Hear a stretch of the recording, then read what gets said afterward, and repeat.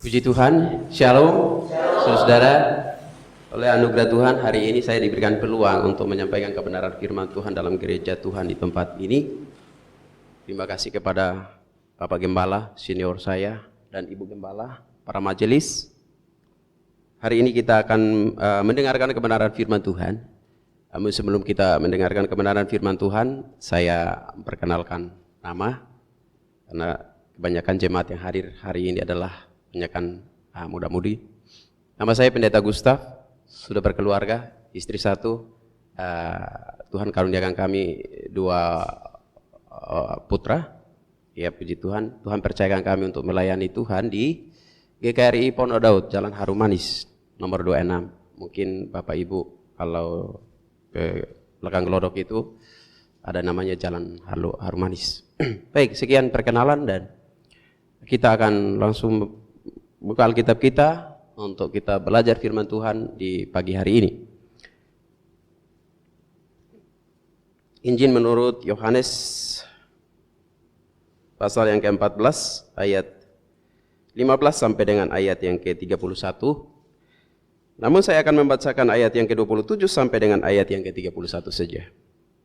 Demikian firman Tuhan Allah kita, damai sejahtera ku tinggalkan bagimu, damai sejahtera kuberikan kepadamu, dan apa yang kuberikan tidak seperti yang diberikan oleh dunia kepadamu. Janganlah gelisah dan gentar hatimu. Kamu telah mendengar bahwa aku telah berkata kepadamu, aku pergi tetapi aku datang kembali kepadamu. Sekiranya kamu mengasihi aku, kamu tentu akan bersukacita karena aku pergi kepada Bapakku. Sebab Bapa lebih besar daripada aku, dan sekarang juga aku mengatakannya kepadamu sebelum hal itu terjadi, supaya kamu percaya apabila hal itu terjadi. Tidak banyak lagi aku berkata-kata dengan kamu, sebab penguasa dunia ini datang dan ia tidak berkuasa sedikit pun atas diriku, tetapi supaya dunia tahu bahwa aku mengasihi Bapa dan bahwa aku melakukan segala sesuatu seperti yang diperintahkan Bapa kepada aku. Bangunlah, marilah kita pergi dari sini. Tema khotbah pada ibadah kudus pagi hari ini, janganlah gelisah hatimu. Landasan firman Tuhan di ayat yang ke-27 bagian B, janganlah gelisah hatimu. Jemaat yang dikasihi oleh Tuhan kita Yesus Kristus, saudara, akhir-akhir ini kita memperhatikan, kita diperhadapkan dengan sebuah kondisi, situasi yang bukan hanya gereja tapi dunia mengalaminya. Maka otomatis ada gejolak, ada konflik batin, itu pasti ada di dalam setiap kehidupan manusia termasuk umat Tuhan. Sampai dengan saat ini kita memperhatikan bahwa tema sentral dalam konteks kebenaran firman Tuhan ini berbicara tentang Roh Kudus atau penghibur yang dijanjikan oleh Allah Bapa yang diutus untuk datang kepada gereja, dan hal itu sudah terjadi dalam kehidupan gereja. Janganlah gelisah hati. Ini adalah sebuah frase yang bagi saya adalah frase yang sangat menarik untuk kita coba merenungkan dan memikirkan dan melihatnya. Apa makna dibalik daripada pernyataan Tuhan kita Yesus Kristus kepada murid-murid di kala itu untuk mereka tidak gelisah. Menjadi pertanyaan bagi kita sebagai anak-anak muda khususnya atau saudara, bahwa ternyata gelisah ini adalah kaitannya dengan kesehatan jiwa. Gelisah ini adalah kaitannya dengan kesehatan rohani setiap manusia, khususnya gereja. Tapi persoalannya adalah kalau kita memperhatikan frase janganlah gelisah hatimu, ternyata letak persoalannya bukan di gelisahnya, tapi persoalannya itu adalah di hati. Sehingga kalau kita memperhatikan kata hati atau kardia itu dalam bentuk nominatif atau objek, sasaran, persoalan, pembahasan. Jadi pembahasannya itu adalah masalahnya itu adalah di dalam hati.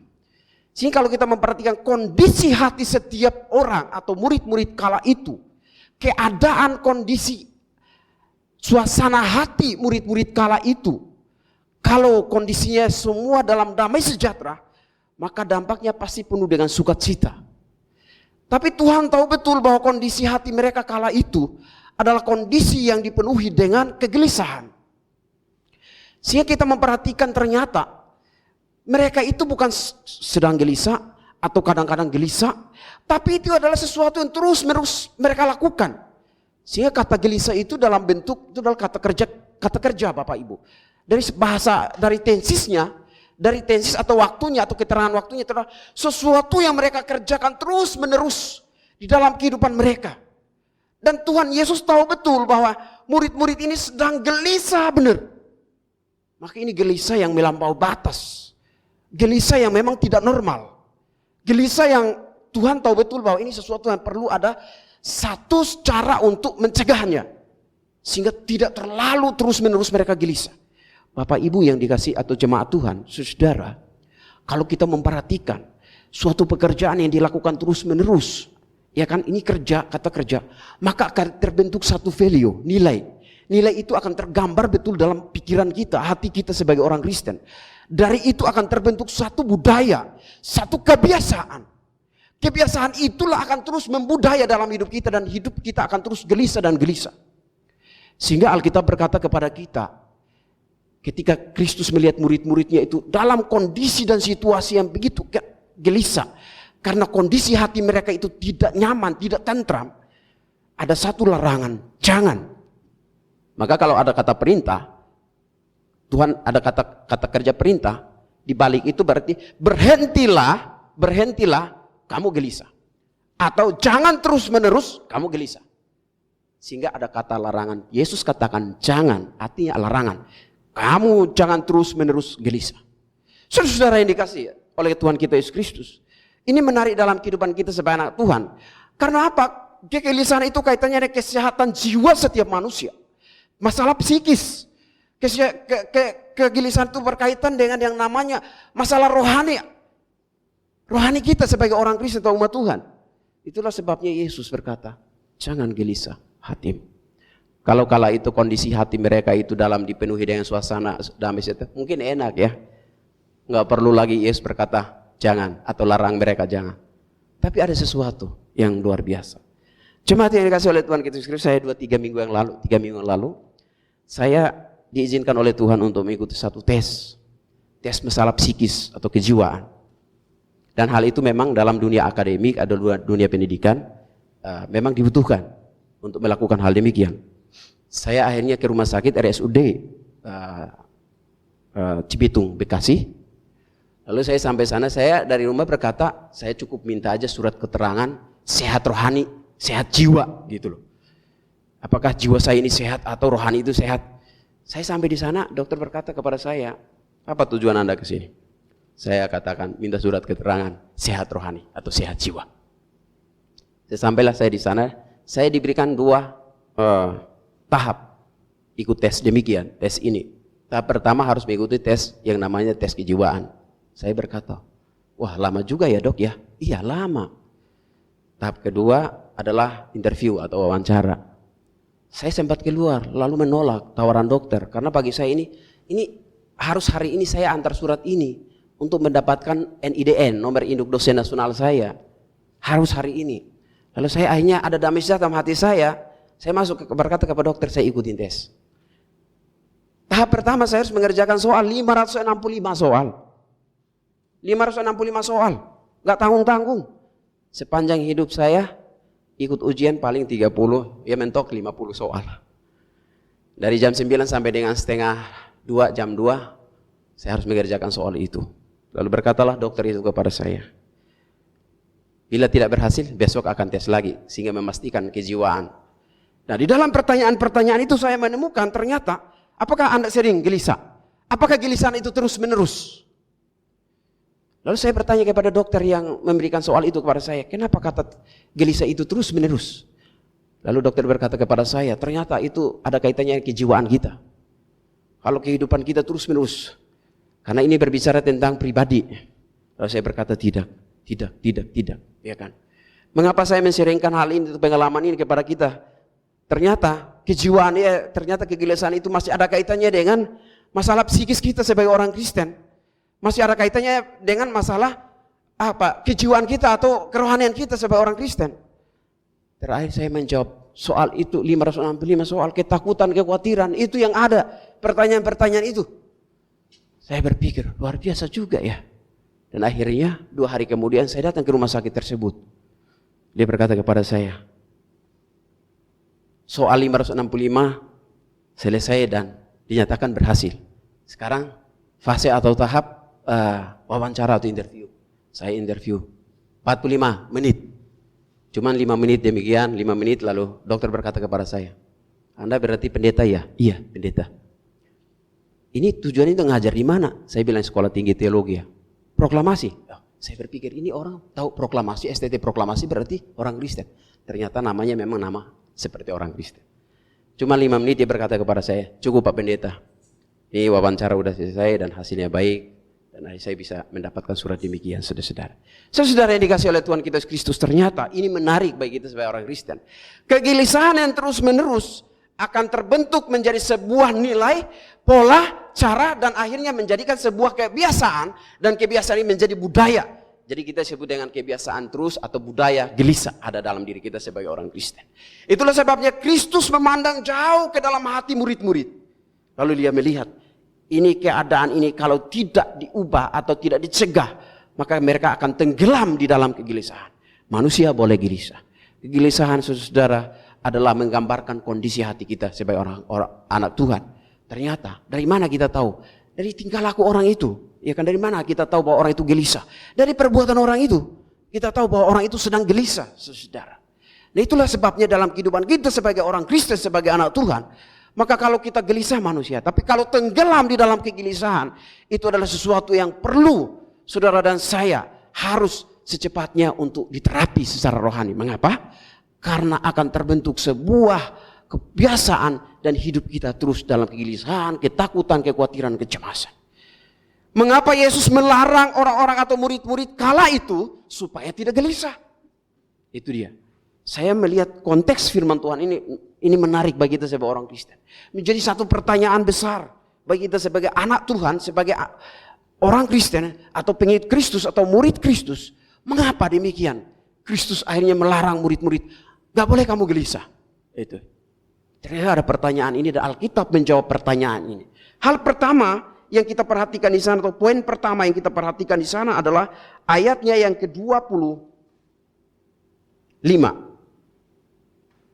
Semua itu kukatakan kepadamu selagi aku ada bersama-sama dengan kamu, tetapi penghibur yaitu Roh Kudus yang akan diutus oleh Bapa dalam namaku, Dialah yang akan mengajarkan segala sesuatu kepadamu dan akan mengingatkan kamu akan semua yang telah kukatakan kepadamu. Saudara yang kita perhatikan, hal yang pertama adalah mengapa pentingnya Yesus melarang murid-muridnya supaya tidak gelisah. Yang pertama adalah ada penghibur. Ada penghibur. Maka ketika kalau kita gelisah, kita khawatir, kita takut, kita cemas dalam hidup ini, jangan mencoba untuk mencari hiburan, tapi carilah penghibur. Amin ya. Cari penghibur, saudara. Penghibur yang dimaksudkan adalah Roh Kudus, pribadi Allah Tritunggal yang ketiga itu, yang Tuhan sudah utus dan ada di dalam hati kita. Hati kita ini adalah lokasi. Hati kita adalah wilayah areanya, lalu tempat di mana ada Roh Kudus. Ketika Roh Kudus menempati hidup kita sebagai orang Kristen, saudara, maka saya percaya kegelisahan itu tidak akan menguasai hidup kita sebagai anak Tuhan. Karena ada pribadi yang senantiasa menghibur kita, ya kan? Kala Bapak, Ibu dan saya mengalami kegelisahan dalam hidup ini sebagai orang Kristen. Sehingga kita perhatikan namanya penghibur, berarti ini cocok dengan orang yang memang patah hati, orang yang memang diperintahkan untuk membangkitkan semangat orang-orang yang gelisah, membangkitkan semangat orang-orang yang patah hati, yang putus asa, alias stres. Dan hanya di dalam Allah Roh Kudus yang adalah penghibur itulah kita dimampukan untuk melihat ada penghibur yang sejati, yaitu Allah Roh Kudus ada dalam hidup kita sebagai anak Tuhan. Saudara-saudara yang dikasih oleh Tuhan kita Kristus, jadi persoalannya adalah bagaimana hati kita sebagai anak Tuhan. Kalau hati kita dipenuhi dan ditempati dengan yang namanya Roh Kudus dalam hidup kita, saya percaya bahwa kegelisahan itu tidak menjadi bagian dalam hidup kita sebagai anak Tuhan. Itu poin yang pertama yang harus kita lihat. Ada satu pribadi yang luar biasa yang diberikan oleh Bapa dalam nama Tuhan Yesus kepada gereja, kepada kita sebagai anak Tuhan.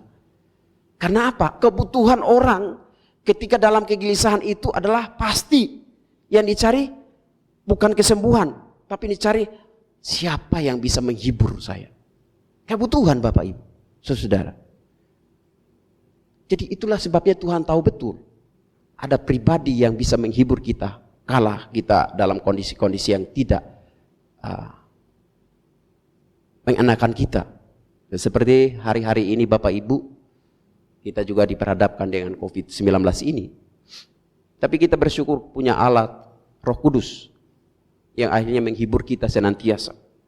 Sehingga kita tidak larut atau tenggelam di dalam ketakutan, kegelisahan, dan lain sebagainya. Karena kita masih punya Allah Roh Kudus yaitu penghibur. Ini berbicara tentang peranan Roh Kudus, mengajar, menghibur, dan lain sebagainya. Hal kedua saudara, mengapa Yesus melarang murid-muridnya agar berhenti gelisah atau tidak terus-menerus gelisah? Hal kedua, kita memperhatikan ayatnya yang ke-27. Damai sejahtera ku tinggalkan bagimu, damai sejahtera ku berikan kepadamu, dan apa yang kuberikan tidak seperti yang diberikan oleh dunia kepadamu. Janganlah gelisah dan gentar hatimu. Hal kedua yang harus kita pahami supaya kita tidak gelisah, ternyata ada pusaka daripada Tuhan Yesus yang ditinggalkan bagi murid-muridnya. Apa pusaka itu? Apa warisan itu? Yaitu damai sejahtera. Ini ada dua sasaran, damai sejahtera yang dari atas dan damai sejahtera yang dari dunia. Kalau kita memperhatikan Bapak Ibu, damai sejahtera yang Tuhan berikan tidak seperti damai sejahtera yang ditawarkan oleh dunia ini. Damai sejahtera yang Tuhan berikan adalah damai sejahtera tidak bisa dibeli dengan masalah materi. Damai sejahtera yang Tuhan berikan adalah damai sejahtera terus menerus. Dari sisi intensitasnya, damai sejahtera yang Tuhan beri adalah damai sejahtera terus mengalir dan mengalir dan mengalir. Mengapa saya berkata demikian? Karena dari sisi keterangan waktunya, itu akan terus menerus dan terus menerus dalam kehidupan atau dalam hati orang percaya. Tapi kalau kita memperhatikan damai sejahtera yang ditawarkan oleh dunia, itu damai sejahtera yang bersifat kadang ada, kadang hilang, kadang ada, kadang hilang. Tapi kalau damai sejahtera yang diberikan oleh Tuhan, intensitasnya adalah terus menerus memenuhi hati dan pikiran kita sebagai orang Kristen. Maka damai sejahtera itu tidak bisa dibeli dengan materi atau hal-hal dunia apapun, saudara. Dan itu pusaka. Ketika Tuhan naik ke surga, kembali ke sana, surga, dia tidak meninggalkan rumah. Dia tidak meninggalkan uang. Dia tidak meninggalkan apa-apa. Yang ditinggalkan adalah damai sejahtera. Mengapa damai sejahtera? Mengapa bukan hal lain? Ternyata kondisi hati murid-murid kala itu adalah dalam kondisi yang konflik, kondisi yang memang penuh dengan kegelisahan. Dan Tuhan tahu betul untuk menenangkan mereka, Tuhan harus memberikan damai sejahtera dalam hati mereka. Dan itu nggak bisa dibeli dengan apapun, Bapak Ibu. Kita nggak bisa berkata saya punya ini, punya untuk beli damai sejahtera, ya kan? Kita bisa berkata ya kita bisa beli rumah, kita bisa beli apa, tapi kalau berbicara untuk damai sejahtera kita nggak bisa beli, ya kan? Kita nggak bisa beli yang namanya damai sejahtera itu. Itu hanya diberikan oleh Tuhan. Itulah sebabnya Tuhan tahu betul bahwa ketenangan hati mereka itu perlu. Tuhan memberikan damai sejahtera itu bagi mereka. Saya memperhatikan hal ini menarik. Kebenaran firman Tuhan ini. Dan ini hanya ada di dalam kehidupan orang-orang yang percaya kepada Tuhan. Mereka akan dipenuhi dengan damai sejahtera. Iya. Kita memperhatikan saudara yang dikasih oleh Tuhan Yesus Kristus. Kita bisa punya segala-galanya. Tapi apakah kita bisa memiliki damai sejahtera? Belum tentu. Belum tentu. Untuk merasakan orang punya banyak hal, tapi kegelisahan juga menguasai hidupnya, ketakutan juga menguasai hidupnya.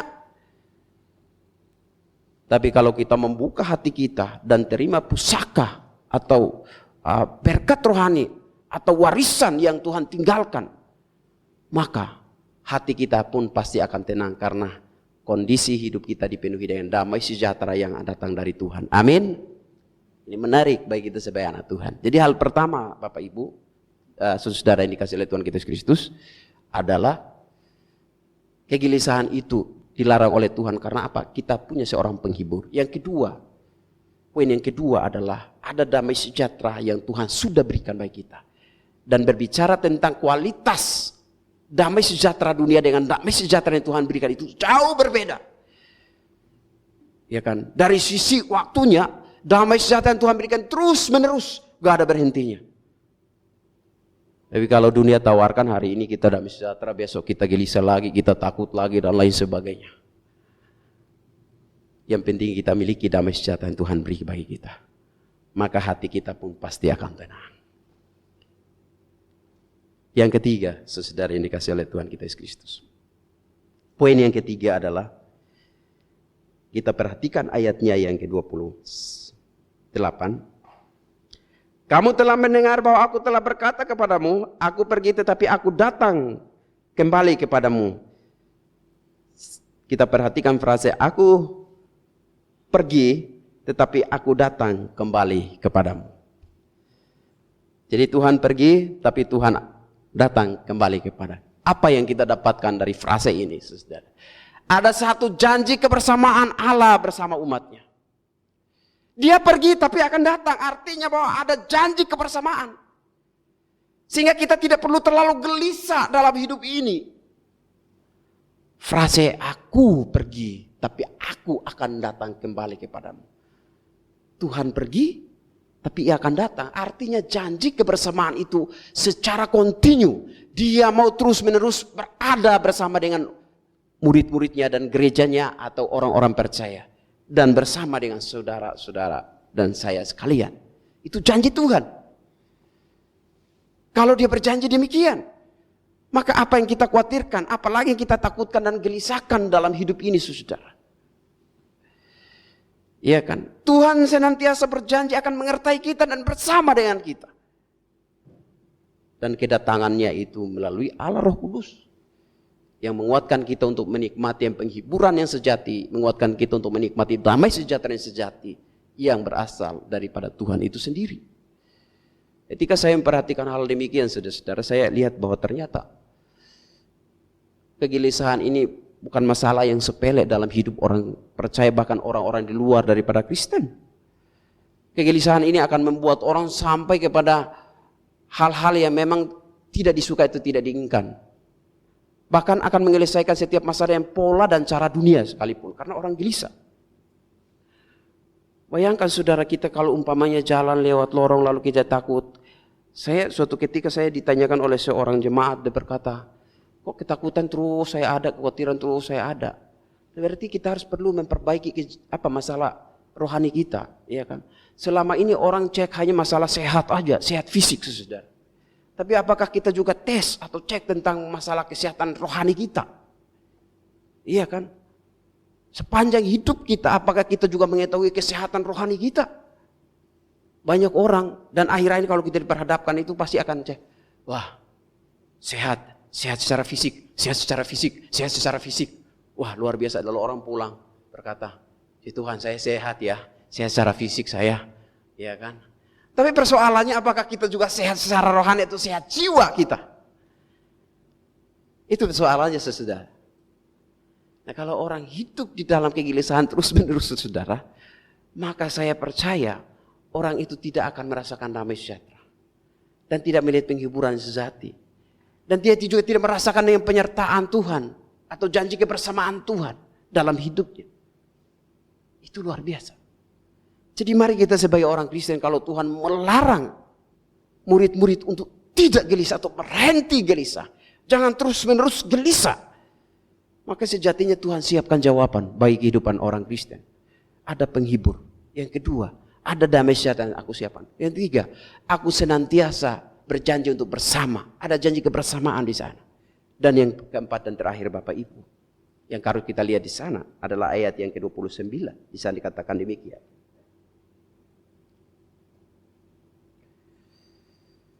Dan sekarang, ayat 28, sekiranya kamu mengasihi aku, kamu tentu akan bersuka cita karena aku pergi kepada Bapakku, sebab Bapa lebih besar daripadaku. Saudara yang dikasih oleh Tuhan kita Yesus Kristus. Memang kalau kita memperhatikan nats ini seluruhnya, kata-kata yang diulang dalam nats ini adalah mengasihi. Kalau kita perhatikan sesuatu yang diulang-ulang terus dalam Alkitab, berarti poin yang sangat penting dan perlu kita konsentrasi untuk melihat kenapa Tuhan berkata mengasihi aku, taati aku atau ikutin perintahku. Ternyata di sini Bapak Ibu kuncinya adalah ketika kita mengasihi Tuhan, ya kan, mentaati perintah Tuhan, maka ada satu sukacita tersendiri dalam kehidupan kita sebagai anak Tuhan. Mengasihi Tuhan dan mentaati perintah Tuhan, ada sukacita yang Tuhan siapkan bagi kita sebagai orang Kristen. Iya kan? Ada sukacita. Karena kebenaran firman Tuhan atau perintah-perintah yang Tuhan sampaikan dalam kehidupan kita sebagai anak Tuhan, itu adalah membuat hati kita itu penuh dengan sukacita dan damai sejahtera, saudara. Maka Alkitab berkata kepada kita, mengasihi Tuhan, mengikuti atau mentaati setiap perintah Tuhan. Dampaknya atau hasilnya atau akibatnya adalah ada sukacita dalam hidup kita sebagai anak. Ada sukacita. Ini adalah hal-hal yang Tuhan mau berikan kepada kita sebagai orang Kristen, supaya kita tidak hidup dan tenggelam di dalam kegelisahan, saudara. Iya kan? Jadi poin-poin inilah yang harus kita tanamkan atau camkan dalam hidup kita sebagai anak Tuhan. Jika di dalam kehidupan kita sebagai anak Tuhan, mari kita pandang kepada Tuhan. Kalau gelisah terus-menerus melampaui batas, saudara, itu sesuatu yang perlu kita harus cegah. Ya. Seperti murid-murid ini sesuatu yang terus-menerus. Dan akhirnya menciptakan budaya atau kebiasaan gelisah dalam hidupnya. Maka solusi yang Tuhan berikan adalah ada penghibur, yaitu Roh Kudus. Yang kedua, Tuhan tahu kita gelisah, Dia mengaruniakan damai sejahtera dalam hidup kita. Yang ketiga, Tuhan berjanji bersama dengan kita. Yang keempat, kasihilah Tuhan, taatilah kebenarannya, maka ada sukacita yang Tuhan siapkan bagi kita. Kiranya kebenaran firman Tuhan dalam ibadah kudus pagi hari ini memberkati kita, meneguhkan kita, menguatkan kita sebagai anak Tuhan, untuk kita terus kuat di dalam Tuhan dan terus hidup di dalam kebenaran. Amin. Mari kita berdoa. Merendahkan hati kami di hadapan hadirat-Mu ya Tuhan. Allah Bapa, Allah Anak, Allah Roh Kudus. Kami telah diajarkan oleh kebenaran-Mu tentang kehidupan yang kami jalani. Terkadang kami merasakan kegelisahan dalam hidup ini. Ada kekhawatiran, ada ketakutan, ada kecemasan. Karena kondisi hati kami yang tidak nyaman. Karena kondisi hati kami yang tidak dipenuhi damai sejahtera. Hari ini ya Tuhan, kami diteguhkan oleh firman-Mu. Kami diajar oleh kebenaran-Mu ya Tuhan. Untuk kami ingat dan melepaskan diri kami dari berbagai macam kegelisahan hidup yang terus menerus. Karena kami tahu bahwa pribadi yang Tuhan utus ke dalam dunia itu Roh Kudus, berperan sebagai penghibur yang sejati dalam hati dan pikiran kami sebagai umat. Ajar kami juga ya Tuhan untuk memahami bahwa damai sejahtera yang Tuhan berikan itu adalah damai sejahtera yang terus menerus melingkupi dan mengalir dalam hati kami. Ajar kami juga ya Tuhan untuk memahami dan mengerti firman-Mu, bahwa Engkau tidak akan pernah membiarkan kami, tapi janji-Mu ada kebersamaan di antara Engkau dengan kami sebagai umat-Mu ya Tuhan. Ajar kami juga untuk senantiasa mengasihi Engkau, mentaati kebenaran-Mu ya Tuhan, sehingga berdampak bagi hidup kami dan dipenuhi dengan sukacita. Terima kasih Bapa untuk peluang perenungan firman Tuhan yang telah kami dengar hari ini dalam ibadah kudus ini. Kiranya Allah Roh Kudus meteraikan itu dalam hati dan pikiran kami sebagai umat Tuhan, sebagai anak-anak Tuhan, sehingga kami menjadi pribadi-pribadi yang senantiasa memuliakan nama Tuhan. Terima kasih, kami berdoa juga untuk Bapak Gembala di gereja Tuhan di tempat ini. Bapak Pendeta Randy, Tuhan memberkati bersama dengan ibu dan keluarganya. Para majelis Tuhan memberkati, penata layan Tuhan memberkati mereka. Sehingga melalui pelayanan gereja Tuhan di tempat ini, nama-Mu saja dimuliakan, diagungkan. Terpuji termulialah Engkau ya Tuhan. Di dalam nama Tuhan Yesus Kristus Sang Firman, kami bersyukur atas kebenaran firman-Mu. Haleluya. Amin.